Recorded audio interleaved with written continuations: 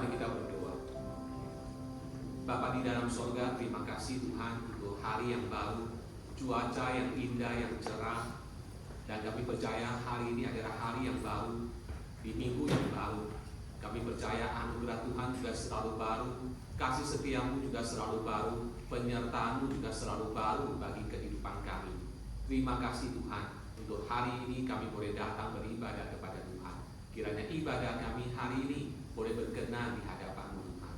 Kami berdoa untuk kami yang sudah hadir, kami berdoa untuk jemaat yang tidak bersama dengan kami, mereka yang sedang traveling, mereka yang ada di Indonesia. Tuhan boleh sertai mereka seperti Tuhan menyertai kami pagi hari ini.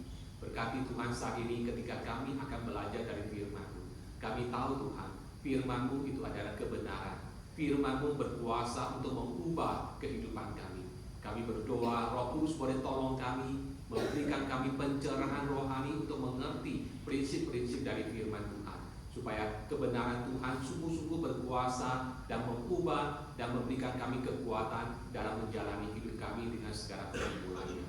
Hamba-Mu yang penuh dengan cacat celah dan kelemahan, Tuhan memakai dan memampukan untuk bisa menguraikan firman Tuhan dengan jelas. Di dalam nama Tuhan Yesus Kristus kami berdoa. Amin. Silakan duduk. Shalom, selamat pagi, terima kasih Tuhan. Bapak Ibu Saudara, hari ini kita sampai pada sebuah topik, yaitu dari 1 Samuel pasal 17 ayat ke-32 hingga selesainya, yaitu ayat ke-58. Dan ini adalah sebuah perikop Alkitab yang sangat terkenal, bahkan bagi banyak orang yang bukan Kristen, termasuk orang-orang Muslim di Indonesia. Mereka itu sangat hafal kisah tentang Daud dan Goliat. Kisah tentang Daud dan Goliat adalah kisah yang sangat penting dan sangat indah. Mengapa? Karena kisah ini mengajar kita tentang iman kepada Tuhan.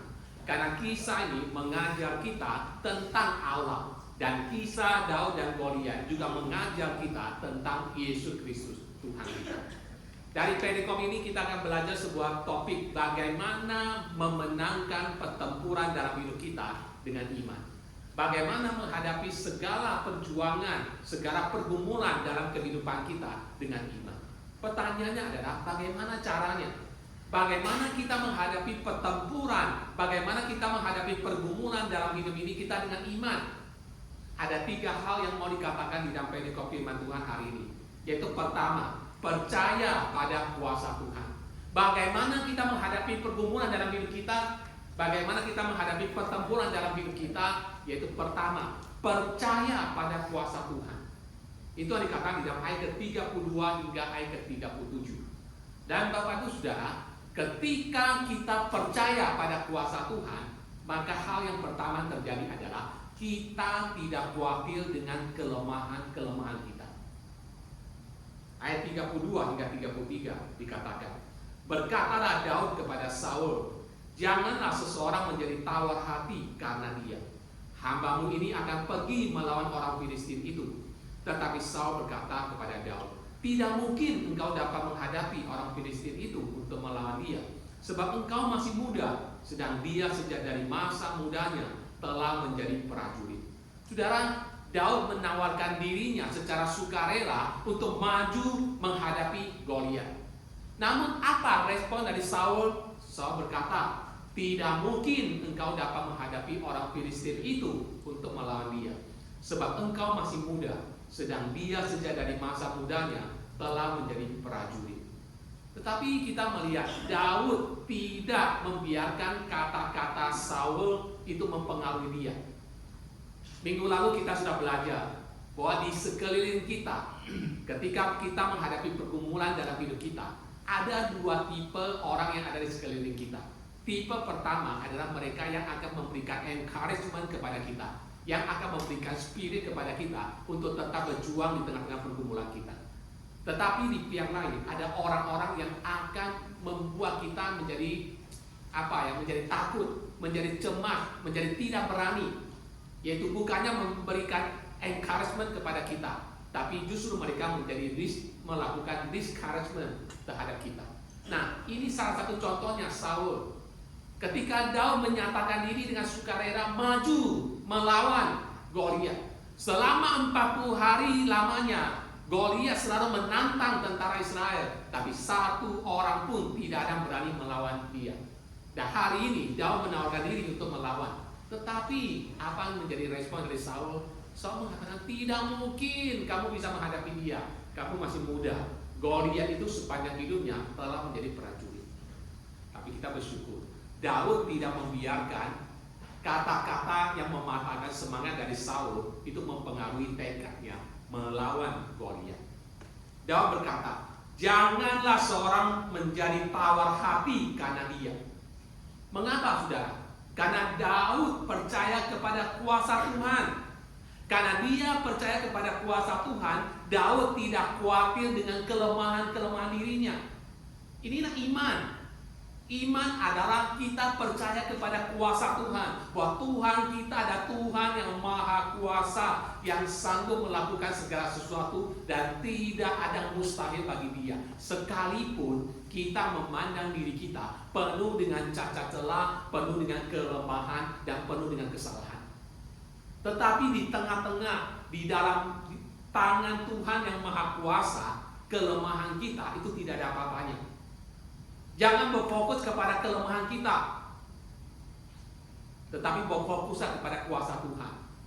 Dan itulah yang memberikan kemenangan, saudara. Ketika Daud percaya kepada kuasa Tuhan, dia tidak khawatir dengan kelemahannya. Dan Bapak Ibu Saudara, ini konsisten dengan apa yang Tuhan katakan kepada Paulus. Ketika Paulus menyatakan pergumulan dia kepada Tuhan. Tuhan berkata kepada Paulus di dalam 2 Korintus 12 ayat 9. Tetapi jawab Tuhan kepadaku, cukuplah kasih karuniaku bagimu, sebab justru dalam kelemahanlah kuasaku menjadi sempurna. Di saat kita merasa tidak berdaya, di saat kita merasa tidak sanggup melakukan apa-apa, di saat kita sudah betul-betul give up, disitulah Tuhan menyatakan pertolongannya. Di saat kita turun tangan, maka disitulah Tuhan menyatakan kekuatannya, pertolongannya kepada kita. Jadi itu yang pertama. Kedua, saudara, ingatlah akan kesetiaan Tuhan di masa lalu. Percaya kepada kuasa Tuhan. Mengapa Daud percaya kepada kuasa Tuhan? Karena Daud ingat kesetiaan Tuhan di masa lalu. Saya bacakan ayat 34 hingga 37. Tetapi Daud berkata kepada Saul, hambamu ini biasa mengembalakan kambing domba ayahnya. Apabila datang singa atau beruang yang menerkam seekor domba dari kawanannya, maka aku mengejarnya, menghajarnya, dan melepaskan domba itu dari mulutnya. Kemudian apabila dia berdiri menyerang aku, maka aku menangkap janggutnya, lalu menghajarnya dan membunuhnya. Baik singa maupun beruang telah dihajar oleh hambamu ini. Dan orang Filistin yang tidak bersunat itu, ia akan sama seperti salah satu daripada binatang itu, karena ia telah mencemooh barisan daripada Allah yang hidup. Pula kata Daud, Tuhan yang telah melepaskan aku dari cakar singa dan dari cakar beruang, dia juga akan melepaskan aku dari tangan orang Filistin itu. Kata Saul kepada Daud, pergilah, Tuhan menyertai engkau. Saudara, sepanjang hidup Daud sebagai seorang gembala di padang gurun, bahaya yang dihadapi adalah beruang, singa, serigala. Dan Daud berulang kali menghadapi kondisi yang sama, kondisi bahaya. Domba kambing gembalanya diterkam oleh binatang buas. Tetapi sebagai seorang gembala yang baik, dia tidak membiarkan kambing dombanya diterkam binatang buas. Tapi Daud melawan. Dengan tongkat yang ada di tangannya, dia melawan. Dan apa yang menjadi keberhasilannya? Dikatakan, Tuhan yang telah melepaskan aku dari binatang buas. Dia telah mengalami Tuhan menolong dia ketika dia menghadapi pergumulan melawan binatang buas. Singa, beruang, serigala, dia bisa lawan. Bukan karena kekuatannya, tetapi karena Tuhan memberikan dia kekuatannya kepadanya. Berarti apa? Berarti Daud percaya tentang kuasa Tuhan karena Daud sudah mengalaminya dalam hidupnya. Ada track recordnya, ada catatan sejarah. Sama seperti ketika aku menjadi gembala kambing domba, berulang kali Tuhan dengan konsisten menolongku. Berulang kali Tuhan dengan konsisten melepaskan aku dari bahaya. Maka aku percaya saat ini ketika melawan Goliat yang jauh dibandingkan dengan diriku, Tuhan juga akan melepaskan aku. Mengapa? Karena ada track record, ada sejarah, ada catatan tentang kesetiaan Tuhan di masa lalu. Maka saya percaya di hari ini dan hari esok Tuhan juga akan tetap menolongku. Itulah arti Ebenezer. Ebenezer artinya adalah sampai di sini Tuhan menolong kita. Itu terjemahan Indonesianya. Tetapi dalam bahasa Ibrani, Ebenezer artinya sama seperti Tuhan sudah menolong kita sampai pada hari ini, saat ini. Tuhan akan terus menyatakan pertolongannya di hari-hari yang akan datang. Inilah track recordnya Tuhan.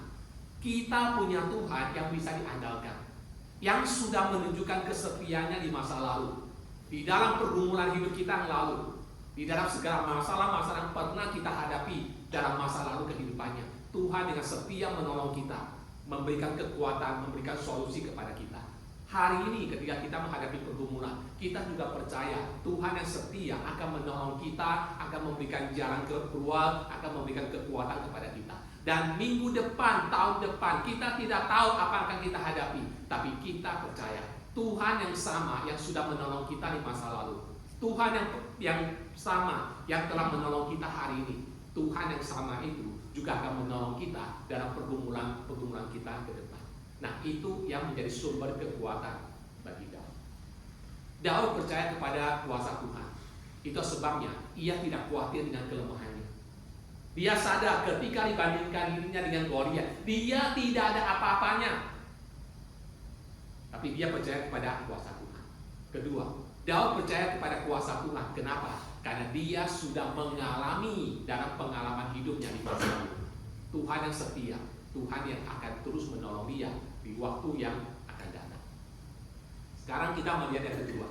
Bagaimana kita bisa menang dalam pergumulan kita di dalam iman. Hal yang kedua yang dikatakan di sini adalah gunakanlah senjata-senjata Allah. Ayat ke-38 hingga 50. Saudara, kita membutuhkan senjata dalam setiap peperangan. Bahkan ketika kita melawan dengan tangan kosong pun, ini tinju kita, tangan kita pun itu menjadi senjata. Dalam setiap pertempuran kita membutuhkan senjata-senjata tertentu. Dan ketika kita mengatakan bahwa kita memenangkan pertempuran dengan iman, itu berarti kita memakai senjata Tuhan. Dan ketika kita memakai senjata dari Tuhan, arti pertama adalah kita tidak menggunakan senjata dari dunia ini. Itu yang pertama. Jangan menggunakan senjata dari dunia ini. 38 hingga 40. Lalu Saul mengenakan baju perangnya kepada Daud. Ditaruhnya ketopong tembaga di kepalanya dan dikenakannya baju zirah kepadanya. Lalu Daud mengikatkan pedangnya di dua baju perangnya. Kemudian ia berikhtiar berjalan, sebab belum pernah dicobanya. Maka berkatalah Daud kepada Saul, "Aku tidak dapat berjalan dengan memakai ini, sebab belum pernah aku mencobanya." Kemudian ia menanggalkannya. Lalu Daud mengambil tongkatnya di tangannya, dipilihnya dari dasar sungai 5 batu yang licin, dan ditaruhnya dalam kantong gembala yang dibawanya, yakni tempat batu-batu. Sedang umbannya dipegangnya di tangannya. Demikianlah ia mendekati orang Filistin itu. Saudara, Daud tidak bisa memakai perlengkapan senjata atau perlengkapan perang dari Saul. Selain karena tidak pas. Saudara, Saul dikatakan orangnya tinggi. Dan Daud, Alkitab tidak mengatakan berapa tingginya Daud, tidak tahu. Yang jelas perlengkapan baju zirah yang dipakai oleh Saul tidak cocok untuk Daud. Senjata Saul juga tidak cocok dipakai oleh Daud, saudara. Ini menjadi sebuah gambaran pelajaran buat kita, saudara, bahwa di dalam peperangan kita, apapun pergumulan hidup yang kita hadapi, peperangan rohani yang kita hadapi, kita tidak bisa memakai senjata dunia ini. Kita membutuhkan senjata Tuhan. 2 Korintus 10 ayat 3 hingga 4 mengatakan, "Memang kami masih hidup di dunia, tetapi kami tidak berjuang secara duniawi. Karena senjata kami dalam perjuangan bukanlah senjata duniawi, melainkan senjata yang diperlengkapi dengan kuasa Allah yang sanggup untuk meruntuhkan benteng-benteng. Saudara, apa sih senjata dari dunia ini? Orang dunia ketika ingin mencapai kemenangan biasa menghalalkan segala cara. Caranya bisa kekerasan, caranya bisa intimidasi, caranya bisa manipulasi, dan itu bukan cara Kristen. Apa senjata-senjata yang Tuhan sediakan kepada kita? Senjata rohani yang Tuhan sediakan bagi kita adalah iman, doa, firman Tuhan, kebenaran, dan kasih. Itulah senjata-senjata rohani yang Tuhan sediakan untuk kita melawan atau berjuang dalam pergumulan. Beda dengan dunia. Orang dunia memenangkan sesuatu dengan cara intimidasi, dengan cara kekerasan, dengan manipulasi. Tetapi orang Kristen berjuang dalam hidup ini dengan iman kepada Tuhan, dengan bersandar kepada doa kepada Tuhan, dengan berpegang kepada firman Tuhan, dengan berpegang kepada kebenaran, dan dengan berpegang kepada kasih. Kita tidak bisa memakai senjata dunia di dalam melakukan peperangan rohani kalau kita ingin menang di dalam iman. Dan yang kedua, saudara, alasannya mengapa kita harus memakai senjata-senjata Allah dalam perjuangan pergumulan kita. Alasan kedua adalah karena pertempuran ini adalah pertempuran Tuhan. Pertempuran ini, perjuangan ini bukan perjuangan kita, tapi perjuangannya Tuhan. Saya baca ayat 45 hingga 50. Tetapi Daud berkata kepada orang Filistin itu, "Engkau mendatangi aku dengan pedang dan tombak dan lembing, tapi aku mendatangi engkau dengan nama Tuhan semesta alam, Allah segala barisan Israel yang kau tantang itu. Hari ini juga Tuhan akan menyerahkan engkau ke dalam tanganku, dan aku akan mengalahkan engkau dan memenggal kepalamu dari tubuhmu. Hari ini juga aku akan memberikan mayatmu dan mayat tentara orang Filistin kepada burung-burung di udara dan kepada binatang-binatang liar, supaya seluruh bumi tahu bahwa Israel mempunyai Allah, dan supaya segenap jemaah ini tahu bahwa Tuhan menyelamatkan bukan dengan pedang dan bukan dengan lembing, sebab di tangan Tuhanlah pertempuran, dan Ia pun menyerahkan kamu ke dalam tangan kami." Saudara, statement dari Daud ini adalah statement yang luar biasa, dan itulah inti dari topik khotbah hari ini, memenangkan pertempuran dengan iman. Daud berkata kepada Goliat, "Engkau datang melawanku dengan tombak, pedang, dan lembing, tapi aku datang melawan engkau dalam nama Allah Israel." Itulah memenangkan pertempuran dengan iman, dan itulah keyakinan dari Daud. Saudara, Daud tidak gentar terhadap Goliat, sekalipun Goliat digambarkan dengan begitu luar biasa, begitu tinggi, dan senjata-senjatanya begitu hebat. Daud tidak gentar, Daud tidak merasa terintimidasi.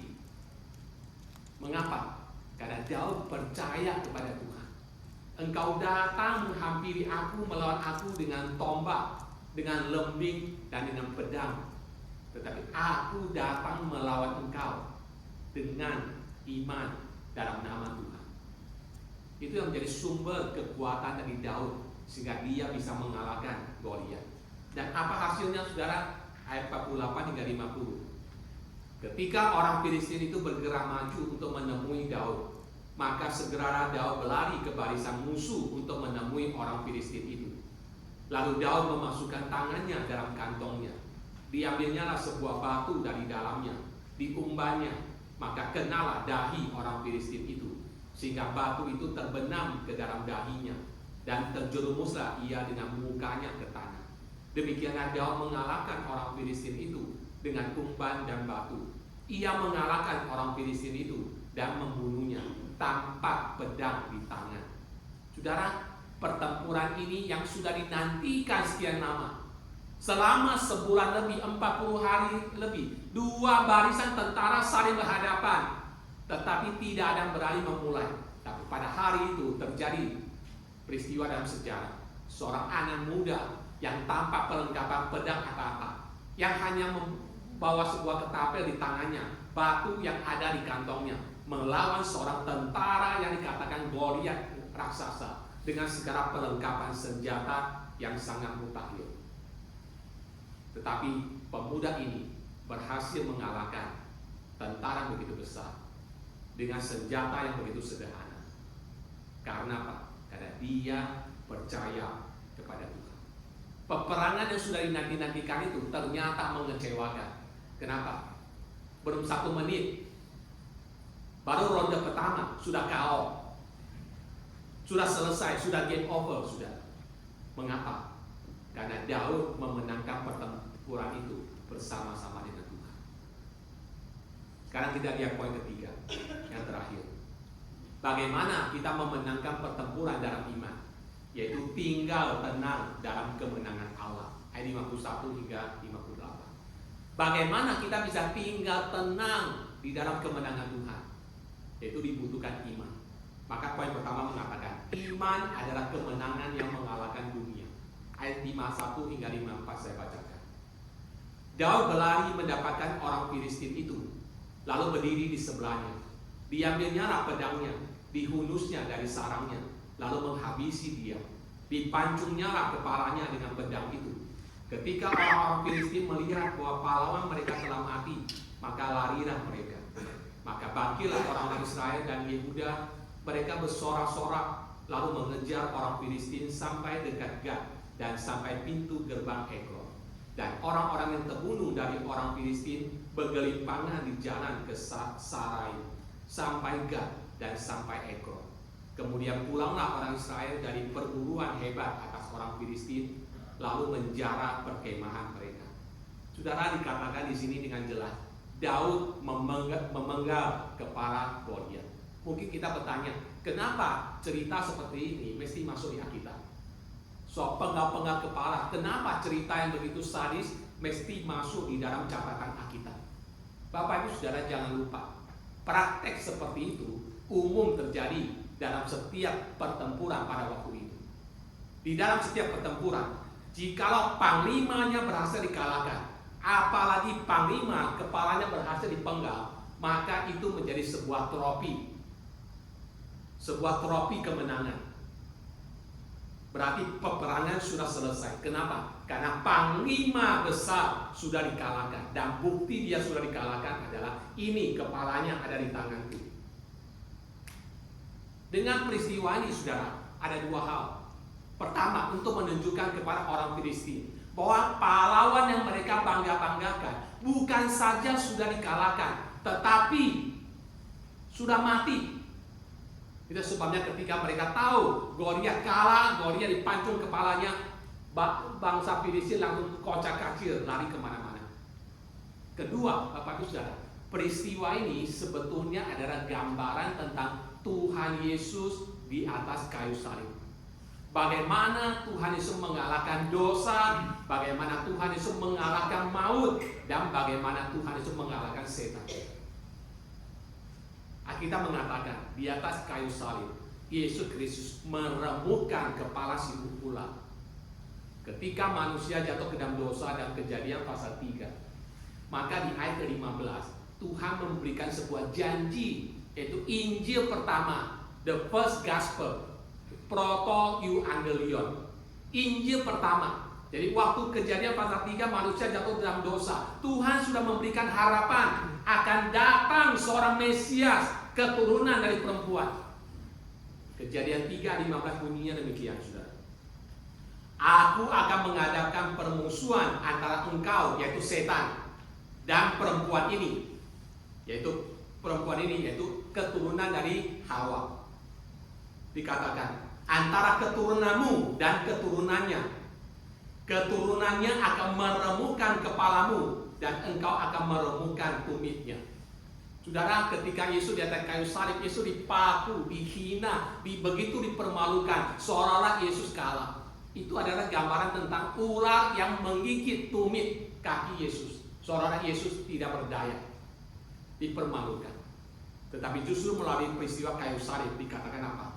Keturunan wanita ini akan meremukkan kepalamu Yaitu iblis dikalahkan di atas kayu salib melalui peristiwa kematian Tuhan Yesus. Dan itu menyediakan sebuah keselamatan bagi kita. Jadi peristiwa ketika Daud mengalahkan Goliat, memenggal kepalanya, itu gambarannya adalah tentang Yesus Kristus yang mengalahkan setan, yang mengalahkan maut, yang mengalahkan dosa ketika ia mati bagi kita di atas kayu salib. Ketika orang Filistin melihat pahlawan mereka sudah gagal, sudah mati, maka mereka segera kocak-kacir melarikan diri. Lalu dikatakan bangsa Israel segera menjarah mereka. Ini sekali lagi adalah gambaran tentang apa yang Tuhan Yesus lakukan untuk kita. Gambaran tentang kemenangan yang dilakukan oleh Tuhan Yesus atas kita. 1 Yohanes 5 ayat 4 mengatakan, sebab semua yang lahir dari Allah mengalahkan dunia. Dan inilah kemenangan yang mengalahkan dunia, iman kita. Kita memiliki iman kepada Tuhan, bahwa Tuhan kita adalah Tuhan sang pemenang. Di dalam Yohanes 16 ayat 33 Tuhan Yesus mengatakan satu kalimat, di dalam dunia kamu mengalami kesulitan, penganiayaan. Lalu kalimat berikutnya Tuhan Yesus berkata, tetapi kuatkan hatimu, aku telah mengalahkan dunia.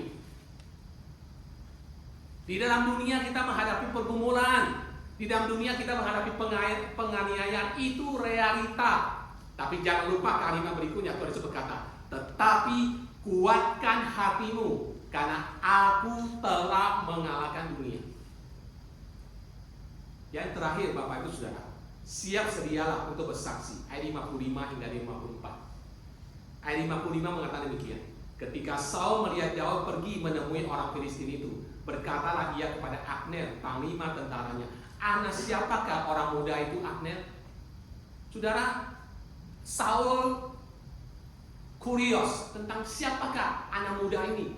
Kenapa ada seorang anak muda di antara seluruh tentaraku? Tidak ada orang yang seperti Daud, begitu berani, tidak takut mati, punya iman yang begitu besar. Siapakah orang ini? Siapakah anak muda ini? Bapak Ibu Saudara, jikalau di dalam hidup kita hidup dalam iman, sekalipun kita punya pergumulan yang sama dengan orang-orang sekitar kita, tapi kita tetap bisa bersuka cita, kita tetap bisa bersyukur, kita tetap bisa menjalani hidup kita. Sekalipun ada banyak pergumulan, tetap datang ke gereja, tetap melayani, tetap beribadah. Orang mungkin akan bertanya-tanya, apa yang terjadi dengan hidup kita? Dan seringkali Bapak Ibu Saudara, itu menjadi kesempatan untuk kita bersaksi, membawa orang kepada Tuhan. Apa yang harus kita saksikan, Saudara? 1 Yohanes 5 ayat 11-12 mengatakan, dan inilah kesaksian kita, Allah telah mengaruniakan hidup yang kekal kepada kita, dan hidup itu ada di dalam anaknya. Barang siapa memiliki anak, ia memiliki hidup. Barang siapa tidak memiliki anak, ia tidak memiliki hidup. Kita harus senantiasa bersaksi tentang apa yang telah Tuhan kerjakan dalam kehidupan kita. Bahwa kalau kita sanggup, kalau kita tetap bersyukur di tengah-tengah pergumulan kita, bukan karena kita hebat, tapi karena kita punya backingnya, yaitu Tuhan yang membacking kita. Itu menjadi inti kesaksian kita. Jadi Bapak Ibu Saudara, apa inti yang bisa kita pelajari dari kisah antara Daud dan Goliat? Kita bisa melihat kisah ini dari dua sisi. Sisi pertama, yaitu kita bisa melihat diri kita dalam diri Daud. Daud mengalahkan Goliat bukan karena dia hebat, tetapi karena dia punya iman kepada Tuhan. Dia punya keyakinan kepada Tuhan. Dia sudah mengalami Tuhan telah menolong dia ketika dia menjadi gembala, dan dia telah mengalami Tuhan itu sepanjang hidupnya. Pertanyaannya adalah, apakah kita memiliki iman seperti Daud? Iman yang memiliki keyakinan kepada Tuhan di tengah-tengah pergumulan hidup kita. Kedua, kita bisa melihat kisah ini dalam diri Daud, dan kita bisa melihat Kristus dalam diri Daud. Kristus yang di atas kayu salib sudah mengalahkan setan, sudah mengalahkan maut, sudah mengalahkan dosa untuk menyediakan sebuah keselamatan bagi kita. Ketika Yesus mati di atas kayu salib dan bangkit dari antara orang mati, Yesus Kristus telah mengalahkan Goliat yang terbesar, yaitu setan. Dan karena Tuhan Yesus sudah menang, maka Tuhan itu menjanjikan kemenangannya itu untuk kita semua. Itu sebabnya minggu lalu saya mengatakan bahwa ketika Yesus Kristus mengalahkan setan sebagai musuh terbesar kita, sudah dikalahkan, maka apapun pergumulan hidup yang kita alami, itu semua menjadi latihan rohani, spiritual exercise untuk kita. Musuh terbesar sudah dikalahkan. Jadi apapun pergumulan yang kita hadapi itu bukan sesuatu yang melampaui kemampuan kita untuk mengatasinya. 1 Korintus 10 ayat 31 mengatakan bahwa pencobaan-pencobaan yang kamu alami ada pencobaan biasa yang tidak melampaui kekuatan manusia. Sekali lagi kita diingatkan, karena pencobaan terbesar itu adalah tentang dosa, maut, dan setan. Dan itu sudah diselesaikan Kristus di kayu salib. Sehingga pencobaan yang kita hadapi dalam hidup ini ada pencobaan biasa. Dan sekalipun kita menghadapi pencobaan, kalimat berikut mengatakan, dan Tuhan akan memberikan jalan keluar, solusi kepada kita. Pencobaan-pencobaan yang kamu alami ada pencobaan biasa yang tidak melampaui kekuatan manusia. Dan di saat kita dicobai, Tuhan akan memberikan jalan keluar kepadamu. Itu janji Tuhan. Musuh terbesar sudah Kristus kalahkan di atas kayu salib. Goliat terbesar sudah dia kalahkan di atas kayu salib. Sehingga tidak ada lagi Goliat yang perlu kita takutkan dalam kehidupan kita. Itu menjadi inti dari pelajaran ini, saudara. Dalam hidup ini kita takut akan sesuatu. Ada Goliat tertentu dalam hidup kita. Saya tidak tahu apa bentuknya. Setiap kita punya Goliat. Ada raksasa tertentu yang kita takutkan, yang menjadi sumber pergumulan kita sampai pada saat ini. Tetapi firman Tuhan ingin mengajak kepada kita untuk memenangkan setiap pertempuran, setiap pergumulan dalam kehidupan ini dengan iman. Dengan iman. Bagaimana caranya? Pertama, percaya pada kuasa Tuhan. Bahwa Tuhan yang kita percaya adalah Tuhan yang Maha Kuasa. Kedua, pakailah senjata-senjata rohani, senjata Allah. Bukan menghalalkan segala cara. Apa yang dilakukan oleh orang lain, apa yang dilakukan oleh mayoritas kita ikuti. Bukan. Kita memakai senjata dari Tuhan di dalam peperangan kita. Apa senjata rohani kita? Yaitu iman kita, firman Tuhan, doa, kebenaran, kasih. Itu yang kita nyatakan. Dan ketiga, mari kita tinggal tenang di dalam kemenangan Tuhan. Karena Tuhan sudah menjanjikan kemenangan. Dan peperangan terbesar sudah selesai di atas kayu salib. Maka yang sisa-sisanya pun itu Tuhan akan menyertai kita dalam setiap pertempuran kita. Tidak ada yang lepas dari masalah, tidak ada yang lepas dari pergumulan. Mari kita terus menjalani kehidupan kita. Setiap kita punya pergumulan masing-masing. Setiap kita punya persoalan masing-masing. Tapi mari kita saling belajar, saling mendoakan. Saya sebenarnya kepengen sekali, Bapak Ibu sebenarnya Bro Hari dan Yohana punya kesaksian yang sangat bagus sekali. Dan Bro Hari itu sudah menuliskan kesaksiannya dalam sebuah diari. Kemarin dia sharing. Diari itu atau renungan itu mengingatkan dia tentang track recordnya Tuhan.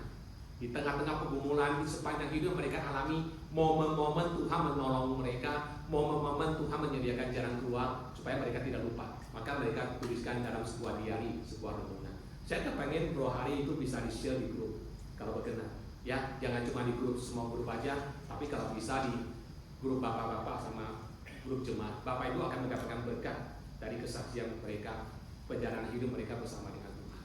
Itu menjadi sebuah kekuatan untuk kita, bahwa kita berjuang bersama-sama, kita punya Tuhan yang sama, dan kita percaya apapun pergumulan dalam hidup kita, kita bisa jalani bersama dengan Tuhan, dengan iman kepadanya. Tuhan memberkati firman-Nya. Kita berdoa. Bapa di dalam surga, terima kasih Tuhan. Kisah tentang Daud mengalahkan Goliat adalah kisah legendaris. Tetapi di dalamnya kami mau melihat sisi-sisi kebenaran firman Tuhan. Bahwa di dalamnya kami melihat bahwa Daud mengalahkan Goliat karena imannya kepada Tuhan. karena dia percaya kepada kuasa Tuhan, karena dia memakai senjata dari Allah, bukan senjata dunia, dan karena dia percaya bahwa kemenangan sudah dijamin oleh Tuhan, sehingga dia boleh hidup dan boleh tinggal tenang di dalam kemenangan Tuhan. Bapa di dalam sorga, kami bersyukur karena dari kisah ini kami juga boleh belajar tentang Goliat terbesar yang kami hadapi, yaitu tentang dosa, tentang kematian, dan tentang setan.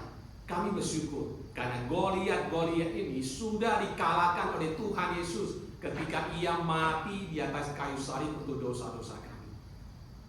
Dan kami bersyukur Tuhan, jikalau pergumulan terbesar, Goliat terbesar sudah dibereskan oleh Kristus di atas kayu salib, maka ketika kami menjalani hidup ini, ketika masih ada Goliat lain yang Tuhan izinkan terjadi, Tuhan izinkan untuk hadir dalam kehidupan kami, ajar kami untuk bisa memahami semua itu sebagai sebuah latihan rohani, sebuah exercise, spiritual exercise yang boleh membawa kami semakin dekat dengan Tuhan, yang membawa kami tidak bersandar kepada diri kami, tapi membawa kami semakin bergantung kepada Tuhan, semakin percaya kepada Tuhan.